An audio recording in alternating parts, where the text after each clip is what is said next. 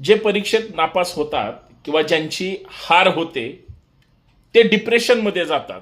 ते अचानक म्हणजे आयुष्यात आता आपण काहीच करू शकत नाही या अवस्थेपर्यंत येतात आणि मग काहीतरी चुकीचा टोकाचा निर्णय घेतात किंवा काही जण मग अतिशय वाईट मार्गाला लागतात. मला एवढंच म्हणायचंय, हार मानू नका.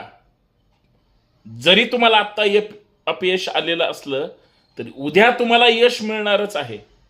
आज फक्त जी काही हार झालेली आहे, पराभव झालेला आहे, तो लक्षात ठेवा आणि इतकं त्या पराभवाच्या विरोधात काम करा की तुम्हाला यश तर नक्की मिळेलच, परंतु तुमचा नावलौकिक इतका होईल की प्रत्येक व्यक्ती तुमच्या चांगल्या कामाचं कौतुक करेल.